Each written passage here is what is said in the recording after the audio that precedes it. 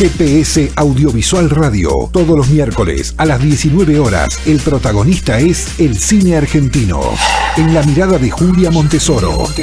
Un programa con perspectiva de género que nuclea la industria cinematográfica del país.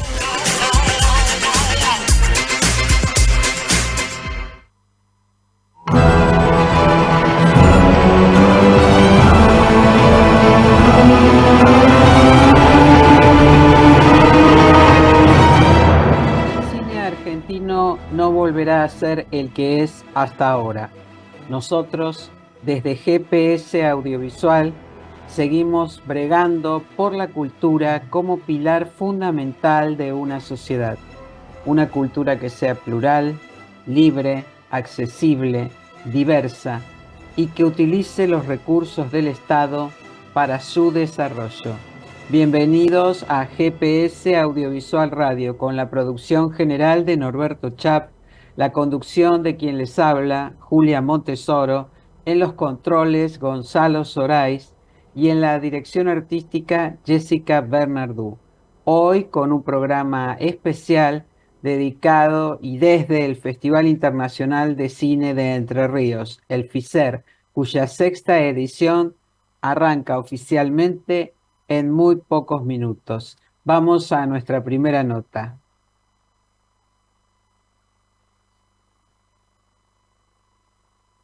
Elda y los monstruos de Nicolás Herzog es la película inaugural del sexto Festival Internacional de Cine de Entre Ríos, que comienza en este mismo momento, en minutos nomás, esta noche, y concluye el domingo 15 en la ciudad de Paraná y una veintena de localidades entrerrianas. Estamos con Nicolás Herzog, quien también es una de las figuras fundamentales en la concreción y el desarrollo de este festival. Hola Nicolás, qué alegría volver a vernos y bueno, en este contexto, ¿no? Arrancando el FICER y con tu película. Hola Julia, hola a todos y todas. Sí, la verdad que un año más de FICER, de Festival de Cine en Paraná, en Entre Ríos. Muy, muy contentos por estar con la película acá, un festival que, como bien dijiste, todos queremos mucho. En lo personal fui parte de la gestación de este proyecto, de este festival, con todo el sector, con amigos y colegas. Uh-huh. Somos un equipo muy, muy sólido, muy fuerte, que venimos trabajando ya hace muchos años para llevar adelante no solo el festival, sino también todo un sinfín de proyectos que involucran al sector audiovisual, como la ley de cine, la ley de fomento que está hoy, podemos decir, empezando a ver la luz, está con un instituto, con un presidente, con un consejo asesor. Y bueno, esperando que las circunstancias nos acompañen en lo que viene. Sabemos que no va a ser fácil, un contexto muy, muy adverso para las industrias culturales y para el cine en particular. Pero bueno, estamos trabajando para darle batalla. Y en, Para en triunfo. este, en este contexto, ¿no? ¿Qué representa ser el director que inaugura el festival de tu propia provincia?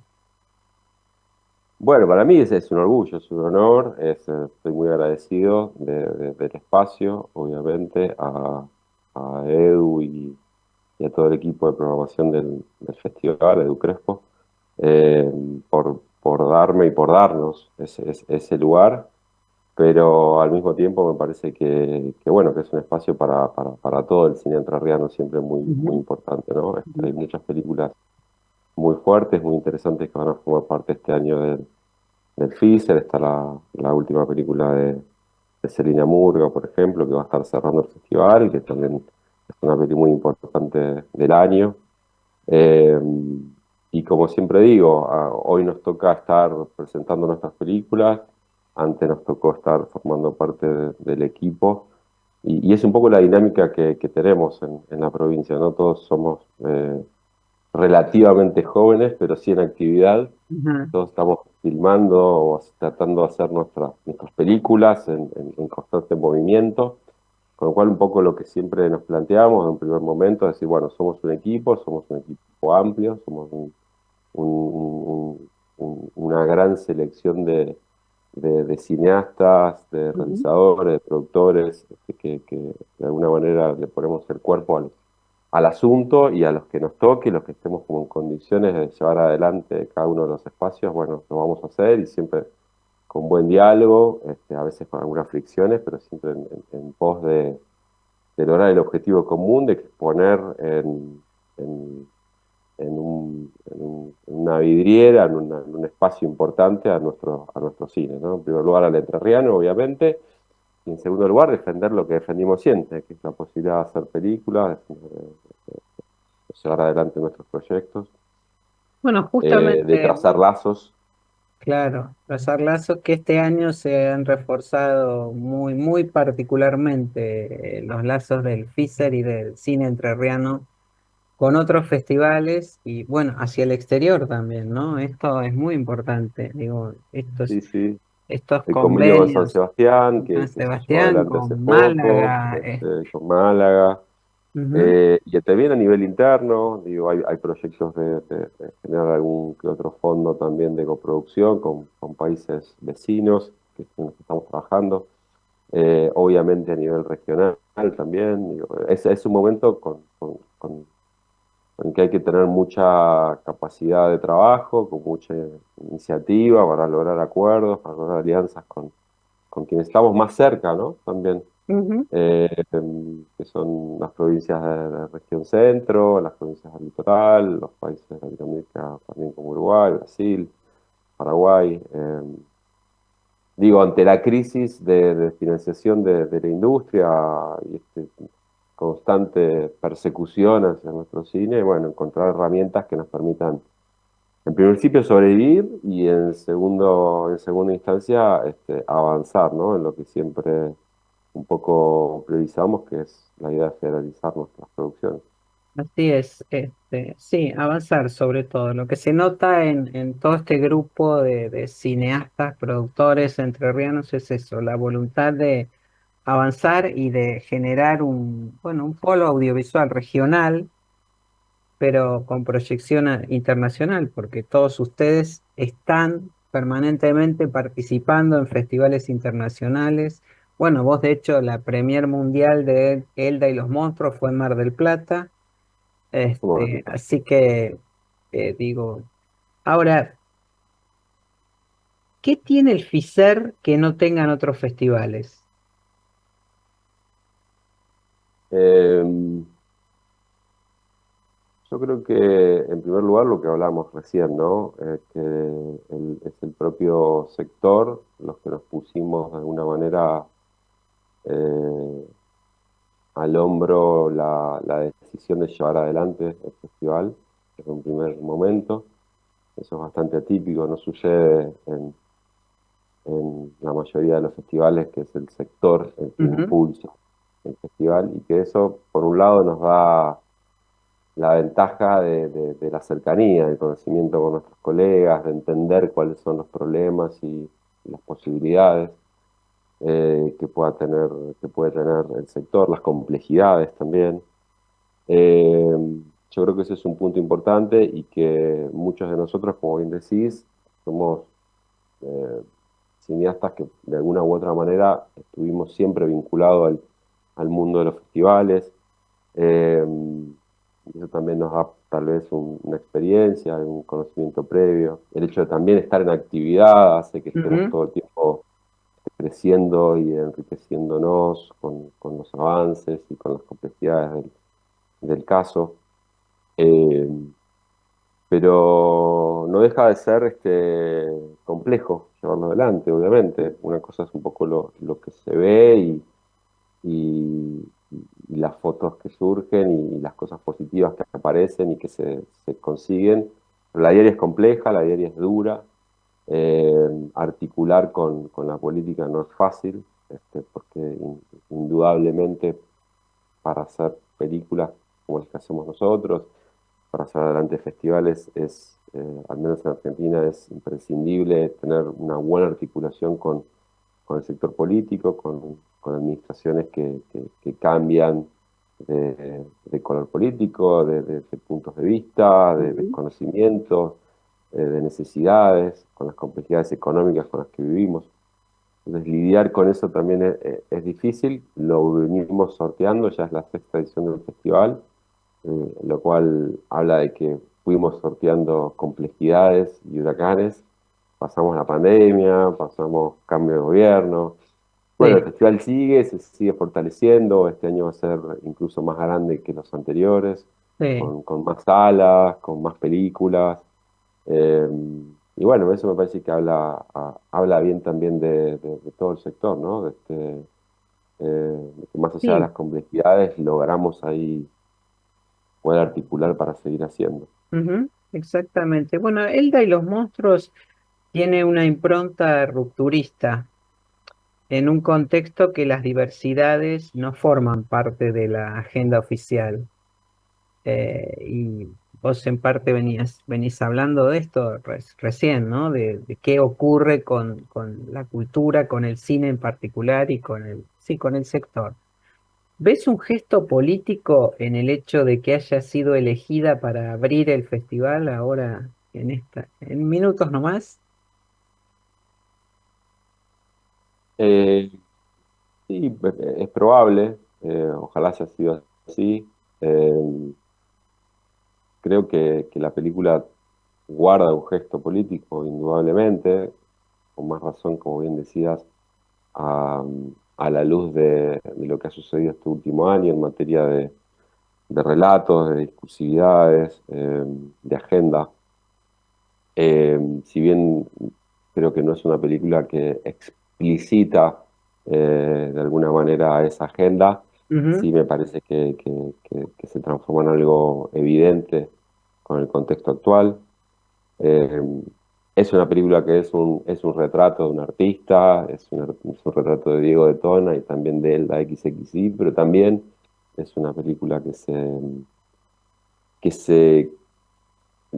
que se presenta como lo colectivo, como una respuesta política a la luz del individualismo, ujú, ¿no? En ese sentido, eh, es una película que conecta con la necesidad de pensar quiénes somos, cómo habitamos, en qué creemos, hacia dónde vamos, cómo nos gustaría vivir nuestras vidas. Eh, y la amistad como respuesta, sí, en este caso política, a- al hecho de un momento histórico que prioriza el retiro al individual, el retiro al confinamiento. Eh, bueno, en ese sentido creo que la película despliega un universo amplio sí, de diversidades y de miradas sobre lo que queremos ser y lo que podemos llegar a ser. ujú. Visto desde ese lugar, sí, tranquilamente podría hablarse como un gesto político. Lo es. Esto es una opinión personal, pero creo que lo es. Ahora, la película Elda y los monstruos, de ella estamos hablando, tuvo su premier mundial en el Festival Internacional de Cine de Mar del Plata. Desde entonces hasta hoy, ¿qué nuevas lecturas le encontraste hasta ahora que se va a presentar en el FICER, allí en tu provincia? ¿Qué nuevas lecturas le encontraste? ¿Qué repercusiones tuvo? La verdad que superó las expectativas que tenía previamente.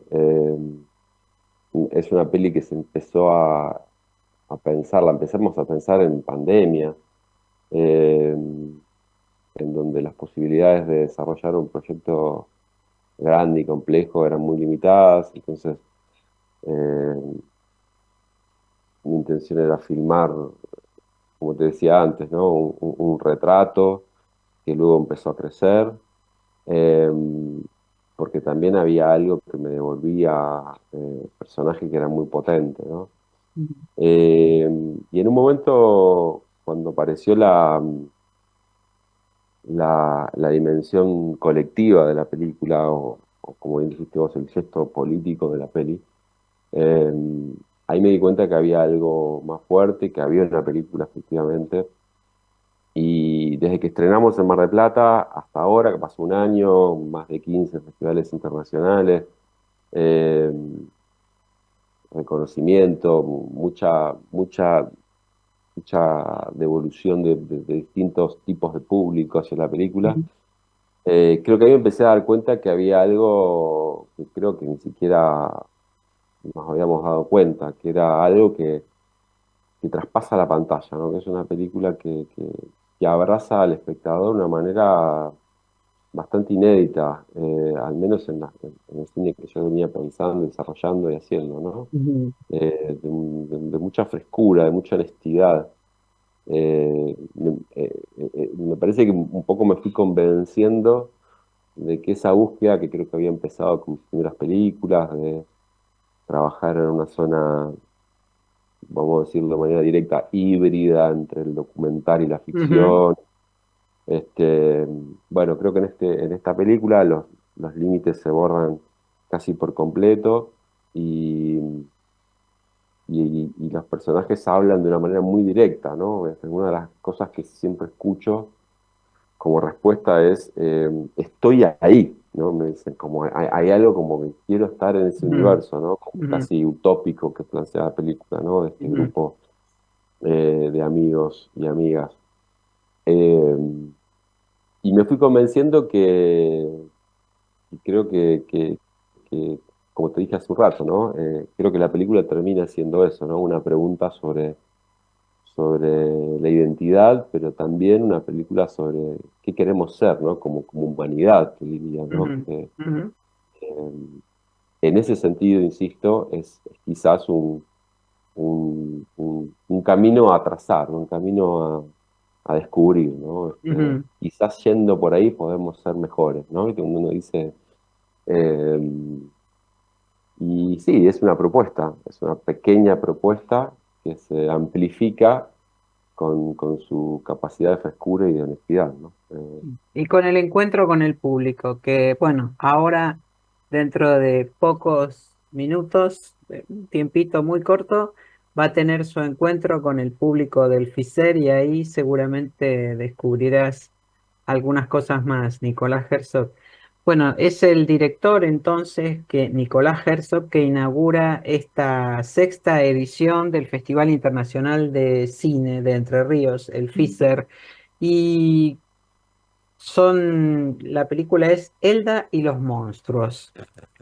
Recomendamos no perdérsela. Todavía están a tiempo para retirar las entradas que, destaquemos, son libres y gratuitas para todas las funciones. De aquí hasta el domingo, toda la programación del FISER. Nicolás, muchísimas gracias por este contacto y bueno, nos vemos en un rato en la sala, ¿sí? Gracias, Julia, y a toda la audiencia. Nos vemos prontito. Un Aguante el abrazo FISA. muy grande. A vos.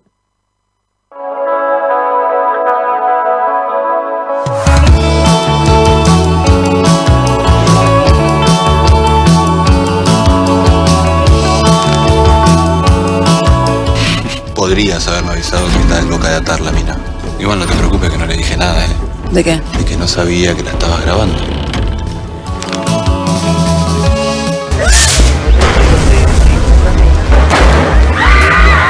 Vos ya trabajaste toda tu vida entera para la familia. Viene y te hace trabajar como antes. ¡Date joder! Soñaba que yo le contaba a Facundo un sueño mío. ¿Y dónde son ustedes? De ninguna parte. Misionamos. ¡Alabado sea, Señor! Tu amiga te dice que del otro lado del bar hay un galán que no deja de mirarte. ¿Tú qué haces?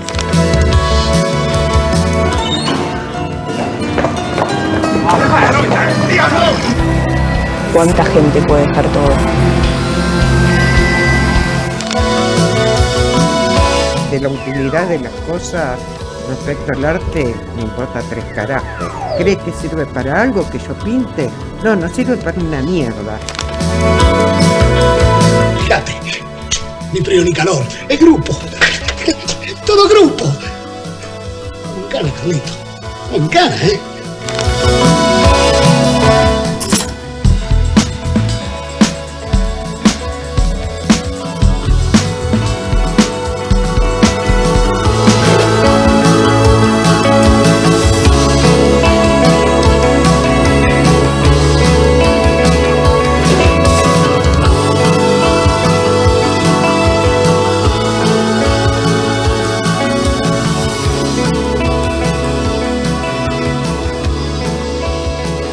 IV Festival Internacional de Cine de Entre Ríos, del 11 al 15 de diciembre.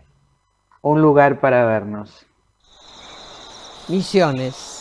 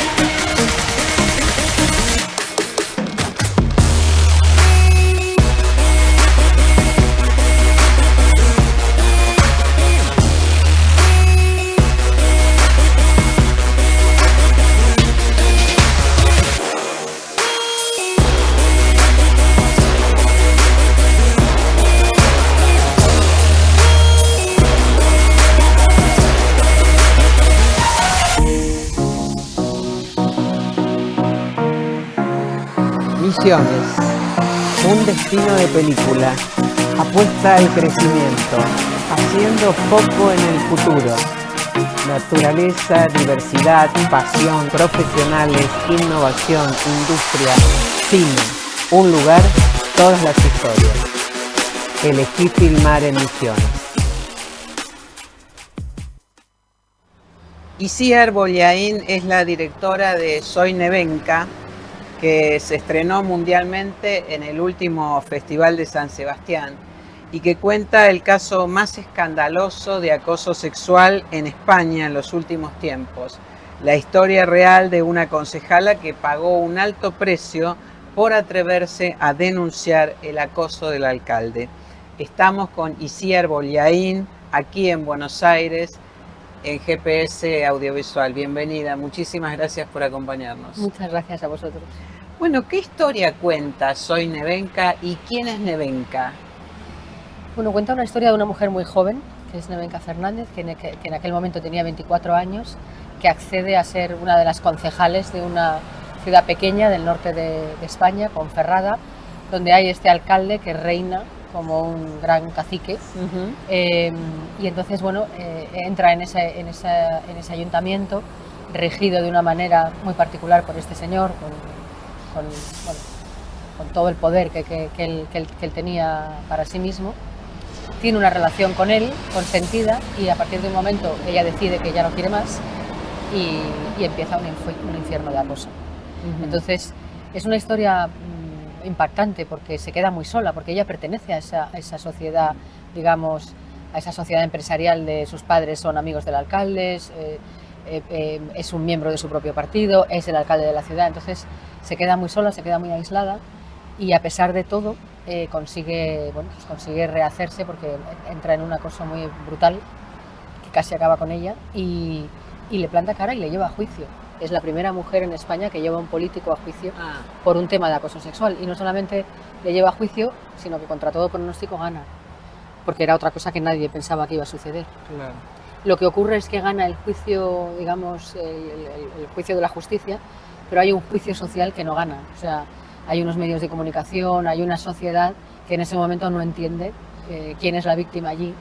Se le ve más como víctima a él que a ella y el retrato que se hace de ella es terrible.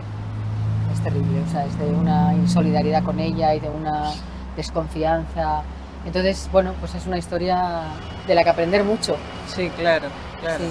Y muy vigente. ¿En qué momento entendiste que ahí había una película, que querías hacer una película con ese tema? Es un tema que o sea, esto ocurre en el año 2000 en España, que también era interesante el retrato de la época, porque en España en el 2000 pues es un momento justo los últimos años antes de la crisis, la doble crisis que tuvimos, la general y la nuestra, del ladrillo. Entonces es esa España que está también aparentemente prosperando, que hay un gasto enorme, hay mucha fiesta, hay mucha noche, hay mucho despilfarro, vamos a decirlo. Entonces, en aquel momento yo no pensé contar esta historia. 4 años después hay un escritor, Juan José Millás, que escribe un libro sobre el tema, y luego ha habido recientemente un documental. Y fue hace como 3 o 4 años que los productores con los que había trabajado en mi película anterior, Maisabel, me lo propusieron, porque yo no había pensado en hacer esta película. Y al revisarla, ahí me di cuenta, dije, bueno, en el momento que leí el libro de Millás me impactó, porque ese personaje que retrataba en los medios de comunicación, trepa, ambiciosa, de repente descubrías a una pobre chica jovencísima, con mucho sentido de la dignidad, pero muy, muy indefensa con este hombre, ¿no? Entonces fueron los productores los que me sugirieron contar esta historia y pensé que era muy relevante y pensé que además era muy interesante hacerla ahora, porque al haber pasado unos años nos hace también un espejo como sociedad y te puedes preguntar, bueno, eso pasó entonces, así se recibió y así se recogió en los medios de comunicación, ¿y ahora qué pasa, no? Claro, ¿qué ocurre? Entonces la distancia hace también un servicio a la película, le da otra dimensión y le da otra actualidad también, ¿no? Sí, porque desgraciadamente el acoso no se pasa de época, sigue vigente incluso más que nunca, están surgiendo casos por todas partes escandalosos, aquí también, en Francia con esta historia de Giselle Pelicot, o sea, es un tema de que desgraciadamente, si acaso sale más que desaparecer, ¿no? Entonces me pareció que era muy pertinente contarla. ¿Cuál fue la reacción? La película se estrenó mundialmente en San Sebastián, ¿no? ¿Y cuál fue la reacción justamente frente a la presentación de la película de los distintos actores sociales involucrados en esta historia? Digo, el alcalde, la propia sociedad.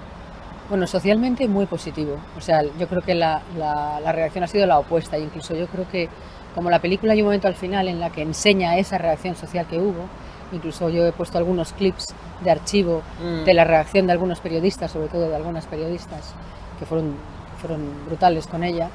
Yo creo que socialmente hay una sensación de lo que le hicimos a esta chica, ¿no? Que cómo le dimos la espalda a esta chica. Entonces la recepción ha sido muy, muy positiva. Y luego el alcalde no sabemos lo que ha pensado, porque no ha dicho nada. Supongo que no le habrá gustado, pero no ha dicho nada. ¿Y cómo se sortean esas reacciones adversas?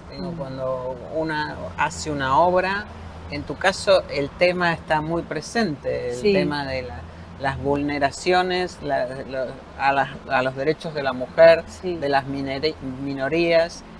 ¿Cómo se sortean esas dificultades? No ha tenido... Esas miradas adversas, descalificadoras muchas veces, ¿no? Que hasta donde yo sé, no ha tenido esa reacción la película. Yo creo que afortunadamente es un tema, el de Nevenka en concreto, que está más que...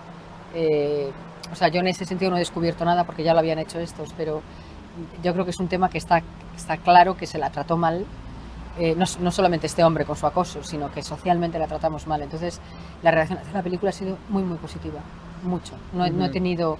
Y, por ejemplo, todos los comentarios en Twitter de gente que salía directamente de ver la película ha sido súper positivo, porque es una historia que impacta, porque hemos intentado también contar el acoso, o sea, qué se vive dentro de un acoso. Y la gente sale conmocionada. Y luego también sale conmocionada por el trato que recibió, a pesar de la valentía con la que denunció a este hombre, se quedó muy sola, se tuvo que marchar de España, no encontró trabajo en España. Entonces, claro, hay una sensación de injusticia muy grande. Entonces, hay como una unanimidad en cuanto al tema de Nevenka a favor, no hay... Y luego la película está en Francia estrenada, se ha estrenado hace 2 semanas, ha tenido una acogida espléndida también, de salas, de espectadores, de crítica. Allí no conocían el caso, les ha pillado de nuevas, pero les ha interesado mucho también. Claro, también están en un momento... Están en pleno tema, sí. Ahora,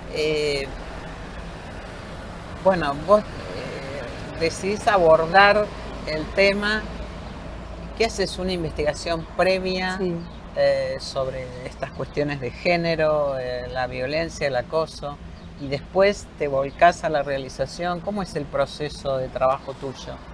Bueno, teníamos esas referencias del libro y del documental, pero quisimos ir a las fuentes porque estaban ahí, porque podíamos acceder a ellas. Entonces he escrito el guión junto con Isa Campo, una guionista fabulosa. Entonces hablamos muchísimo con Nevenka, hablamos con su entorno, hablamos con sus amigas, hablamos con gente en Ponferrada que los trató, incluso funcionarios del ayuntamiento que trabajaban directamente tanto con Ismael como con Nevenka. Hablamos con periodistas que nos hicieron también una especie como de panorama de lo que era esa Ponferrada del año 2000, que era también un sitio particular. Y entonces lo que intentamos fue tener la mirada lo más poliédrica posible sobre aquello, ¿no? Para contarlo. Es lo más bonito para mí, en realidad. El trabajo de investigación es una maravilla, porque te empapas, ¿no? De ese mundo, de ese... Y luego lo que te digo, que el año 2000 en España pues hay varios alcaldes del estilo de Ismael. Tenemos a Jesús Gil, que era otro gran alcalde, ¿verdad? Entonces es que es un momento... Y luego Ponferrada es un sitio que era una cuenca minera. Entonces en los años 2000 han desmantelado las minas y han prejubilado a los mineros, que son hombres de 40 años que de repente tenían 2.000 o 3.000 euros de sueldo mensual para gastar, sin nada que hacer más que gastarlo.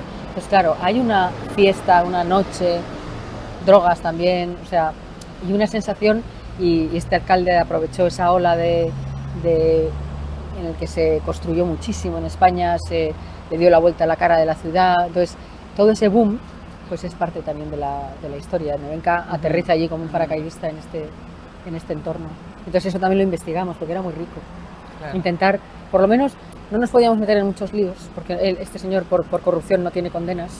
Entonces mientras no tiene condenas, tiene denuncias pero no tiene condenas. Claro.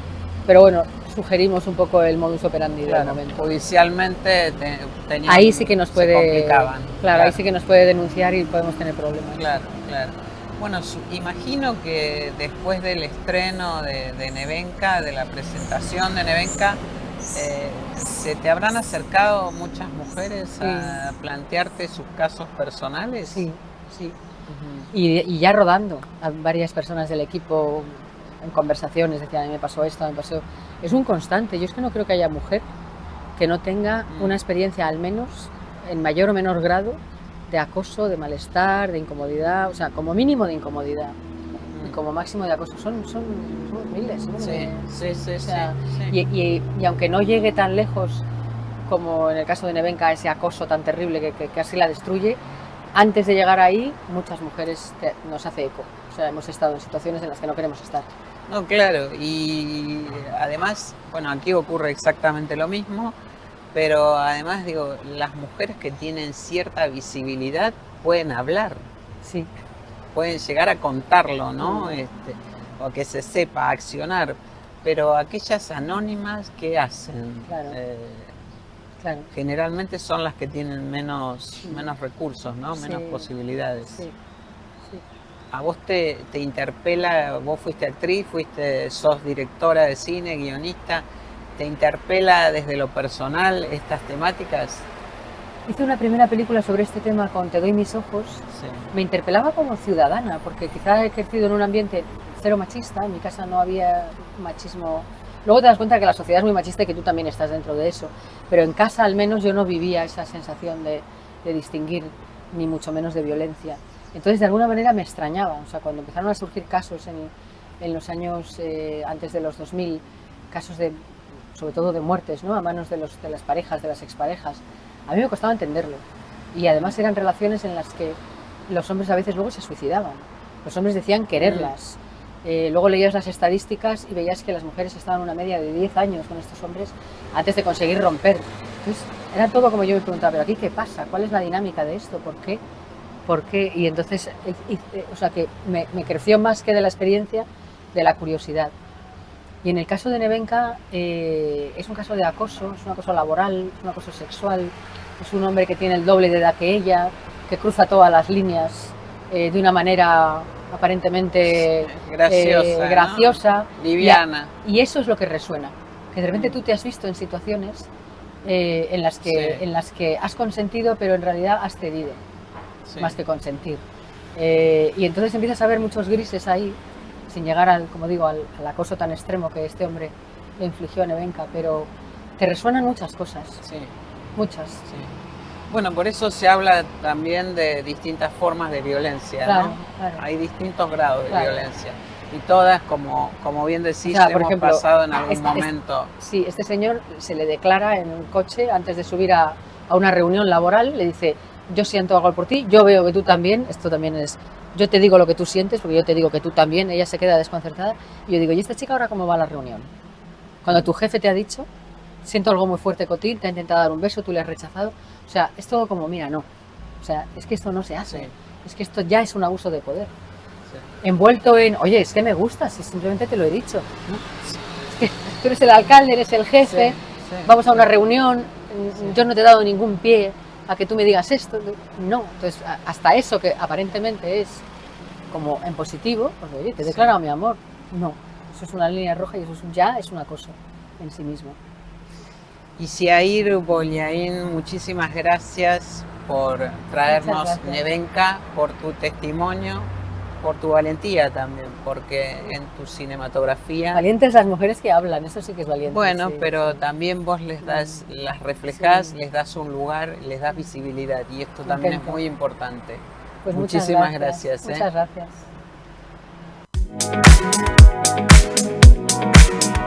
El Instituto de Artes Audiovisuales de Jujuy es la herramienta para que potenciemos nuestra cultura audiovisual e impulsemos nuestra industria. Destina recursos para el desarrollo y producción de proyectos audiovisuales. Crea oportunidades de formación y capacitación para profesionales y técnicos del sector.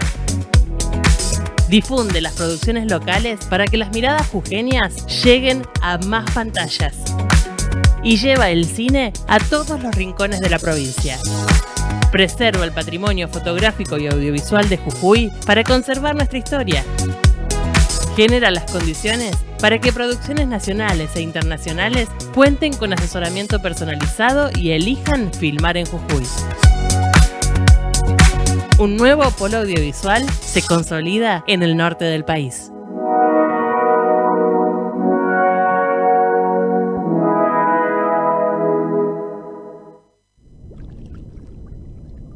Nacer es un acto de riesgo. Yo creo que vivir es un acto de riesgo y morirse también es un acto de riesgo.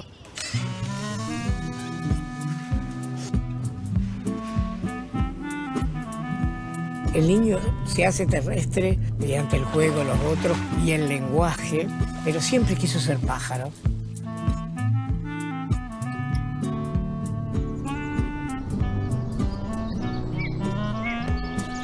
El niño en el juego descubre el lenguaje y descubre a los otros. Y descubre que los otros son otros. Y descubre que él puede inventar, deshacer y hacer realidades. Y el que puede hacer y deshacer realidades puede cambiar su vida. Yo no concibo la política sin poética. La belleza es una forma de constatar que estás vivo, y si estás vivo no te miente ni entender lo simbólico. Depende de cómo sea el afecto, también va a ser lo que llaman conocimiento. Me di cuenta que el afecto era una política pública.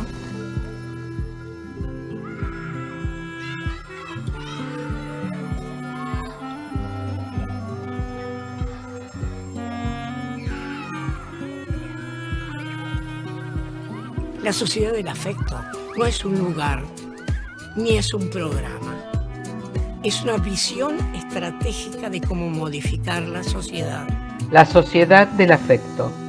Un documental de Alejandra Marino y Marcela Marcolini. Estreno jueves 21 de noviembre.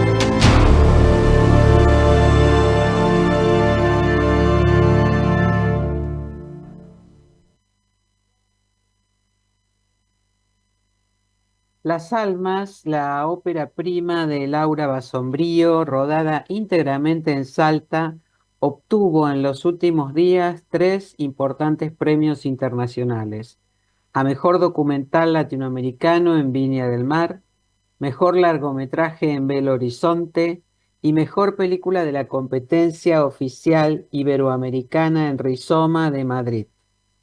Seguramente quizás me esté olvidando de alguno más, pero bueno, estamos con Laura Basombrío aquí en GPS Audiovisual Radio, un año después de haber sorprendido con esta película al ganar el premio a la mejor dirección en Mar del Plata. Laura, ¿cómo estás? Bienvenida. Hola Julia, estoy muy bien y muchas gracias por la entrevista, gracias por interesarte en la película. No, ¿cómo no? Bueno, Las Almas recibe premios de orilla a orilla, se podría decir, ¿no? De Chile a España. ¿Qué mensaje transmite o vos percibís a partir de todas estas exhibiciones que hacen a la película internacional, partiendo de una historia tan intimista y fuertemente arraigada en lo local? Mirá, es interesante tu pregunta.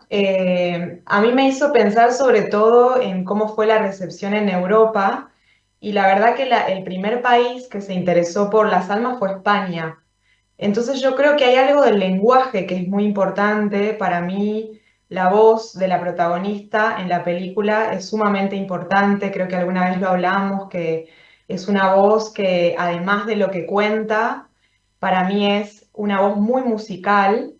Y yo creo que hay algo del lenguaje y del modismo que llama mucho la atención y por eso no me sorprende que la hayan buscado en países latinoamericanos y también, bueno, en España, aunque después también estuvo en algunas proyecciones en Francia, pero se me ocurre que hay algo del lenguaje que te acerca y bueno, o sea, es una historia que le puede llegar a cualquier persona porque finalmente cuenta un modo de vida, ¿no? Y un modo de vida que es un modo de ser muy práctico en realidad.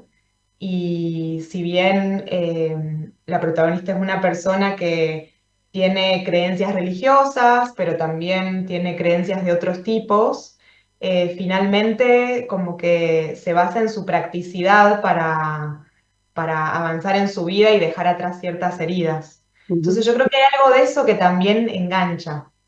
Ujú, ujú.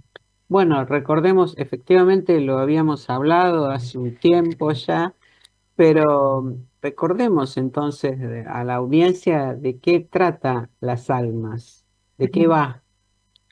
Bueno, la película, como germen, quería narrar los sueños que tenía Estela con su madre que acababa de morir. Todo en el contexto del Día de las Almas, que también se conoce como Día de los Muertos.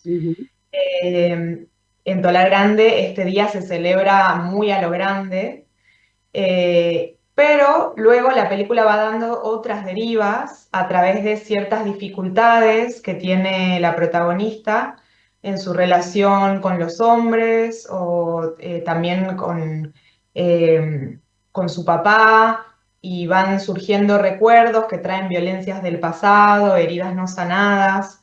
Así que finalmente se abre un poco de ese encuentro con la madre en sueños hacia otros temas. Finalmente es una historia de sanación, porque lo principal que me cuenta ella a mí es que ella había perdido su espíritu y que estaba tratando de encontrarlo.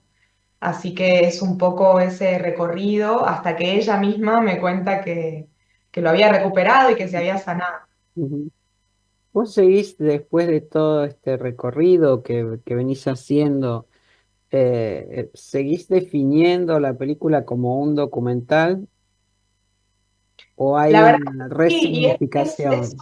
es súper interesante la discusión porque cuando, por ejemplo, en Mar del Plata, después de su estreno, se me acercó gente a preguntarme cómo había escrito el guión o qué gran actriz que es Estela, me lo han dicho. Es muy interesante porque Estela me decía lo contrario, mientras filmábamos me decía, pero ¿quién se va a interesar en mi vida? Y yo no soy actriz, me decía ella a mí, o sea, es como interesante cruzar esos dos mundos. Y yo sí defino la película como un documental porque toda la historia de ella es real, si bien soy muy consciente de que utilizo todos los elementos narrativos de la ficción para construir un relato, eso sin dudas. Creo que sería muy ingenuo pensar que un documental es objetivo netamente, porque ya en el momento en que uno prende una cámara y encuadra algo y deja algo afuera, hay manipulación, pero sí es documental. Igual a mí no me interesa tanto como discutir esas divisiones, a mí me interesan las películas y me encantan los cruces entre documental y Claro, ficción. claro. Justamente me encanta lo híbrido, pero bueno, al momento de presentarla en competencias o de definirla, bueno, siempre aclaro que es un documental. Claro, esta cuestión de etiquetar, ¿no? Aunque los límites son cada vez más imprecisos entre la ficción y la no ficción en determinado tipo de cine, ¿no?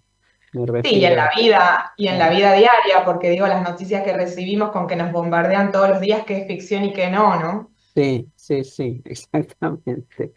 Ahora, bueno, a propósito de redefiniciones, el jurado de Belo Horizonte premió a Las Almas por abordar temas, cito textualmente, como el dolor, la curación, el duelo, la violencia de género y la resiliencia. Sí. ¿Son los temas que buscabas tratar o son las reinterpretaciones que van haciendo los distintos públicos que se encuentran con la película? No, todos esos temas ya están tratados desde el armado de la película.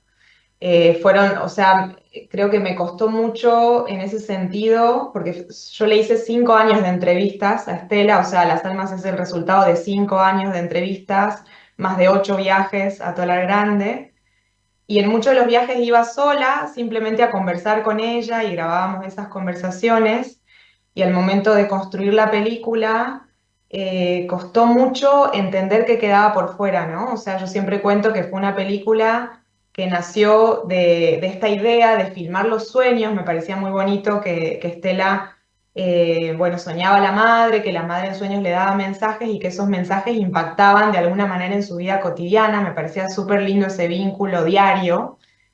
Pero claro, la gente va cambiando, Estela es una mujer muy práctica y al segundo año de rodaje o de ir a Tola Grande a investigar y conocerla, me dijo, yo ya no quiero hablar de mi mamá porque ya es un duelo superado. Y ella sola me iba como hablando de otras cuestiones.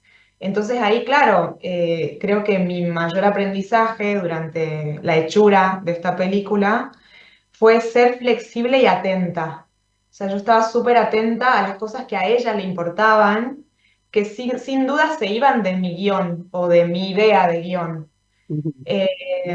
Y entonces en esa escucha fueron apareciendo estas derivas hacia otros temas que para ella eran importantes y ahí me fui dando cuenta, bueno, acá hay heridas que sanar, acá hay violencias que enfrentar, acá hay cuestiones que hay que olvidar y seguir adelante. Entonces, fueron sí, temas que se van viendo desde el guión y me sorprende mucho. eh, que como la recepción de la película, o sea, creo que no sé, no quisiera como ponerlo en cuestiones de género, pero cuando la ven mujeres, me pasó en general que ven más estos temas que están ahí como detallados en este premio de Brasil. Y cuando la ven hombres, capaz que quedan en otra, como en otro terreno o en otra superficie. Y eso es interesante para mí, por lo menos abrir la discusión, ¿no? O sea, quiénes son quienes miran las películas, quienes escriben sobre las películas o quienes dan premios en los festivales, quienes programan. Eh, Creo que, no sé, a mí como cineasta en este momento me pasa que me gusta mucho ver cine de mujeres y creo que hay otros detalles a los cuales prestamos atención. Sí. Otra Eh, sensibilidad también, ¿no? Sí, sí, que no es ni bueno ni malo, ¿eh? O No, no, sea, yo no. digo, no quiero ponerlo en términos de género, de peor o mejor, pero sí hay otros lugares donde nos detenemos. Y bueno, y todo eso que mencionan ahí estaba como muy pensado desde el guión, desde, bueno, esto es importante narrarlo. Sí, sí, sin duda, sin duda. Bueno, ¿asumiste la idea de recuperar y visibilizar los rituales y las formas de vida de las comunidades como un compromiso, como una misión? ¿O esto fue un primer paso en tu carrera? Fue un primer paso y, o sea, hay algo de mi tierra, entre comillas, que me llama mucho al momento de trabajar. Y no sé si específicamente un ritual, o sea, es muy interesante decir esto, pero yo soy una persona atea. Las personas que ven la película capaz que me lo discuten y me dicen, bueno, no creo que seas tan atea, pero bueno, eran parte de mis conversaciones con Estela. Ella es muy creyente, yo no.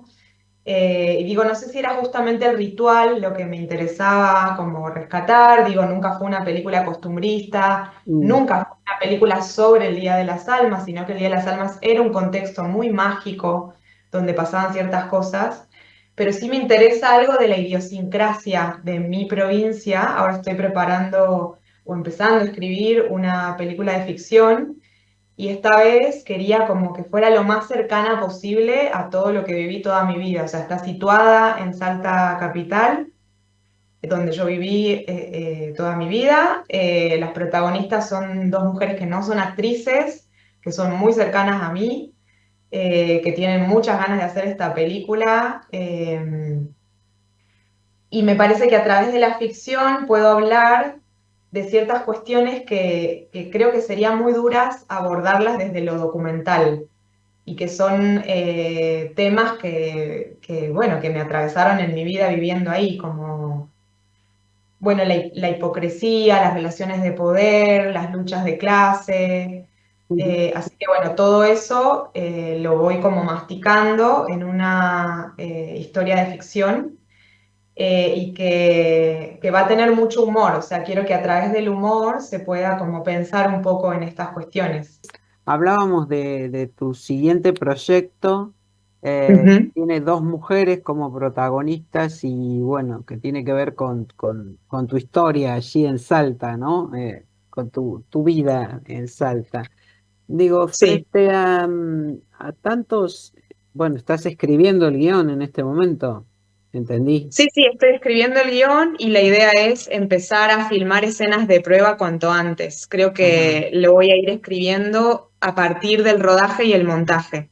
ajá, ajá, bien, o sea que ya estás ahí encaminada entonces, Sí, prácticamente. bueno, falta financiarlo, que ahora es cada vez más difícil, Bueno. pero las ideas y el deseo están. Ujú, ujú. Te iba a preguntar, justamente, a partir de toda la película Las Almas todavía no se estrenó en Argentina, pero bueno, deja la vara bien alta en cuanto a reconocimientos, ¿no? Este, por todos estos premios que recibiste, la recorrida internacional de la película. ¿Es una presión extra, es todo esto para encarar una segunda película como directora?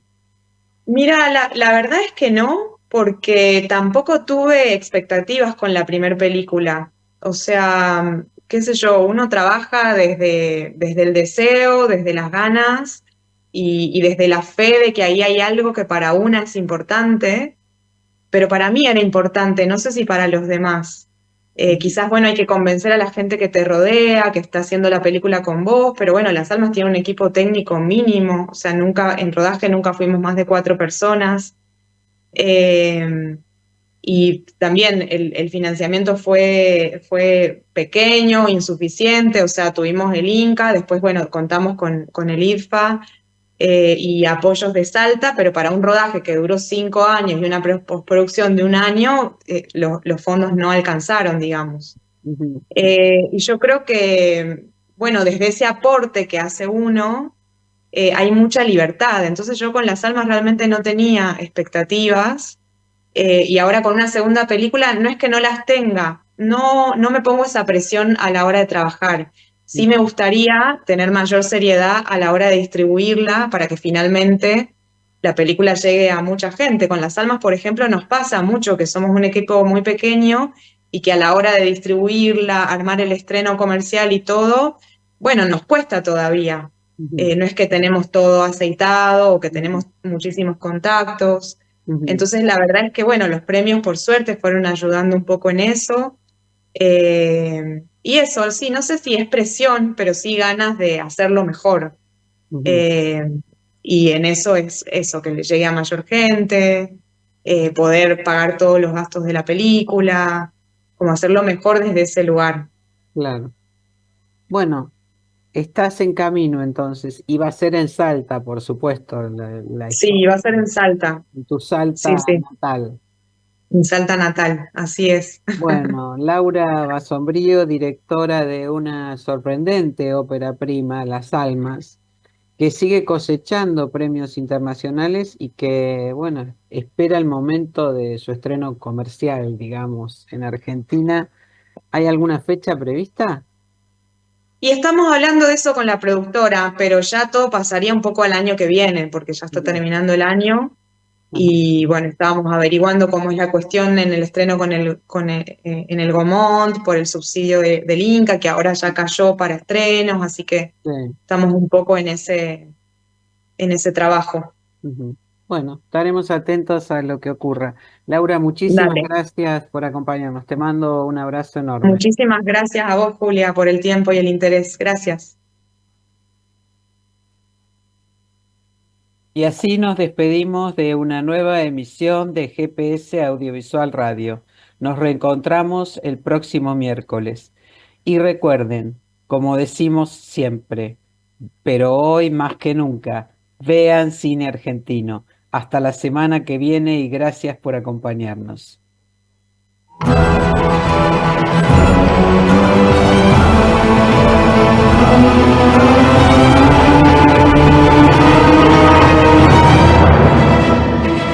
Esto fue GPS Audiovisual Radio.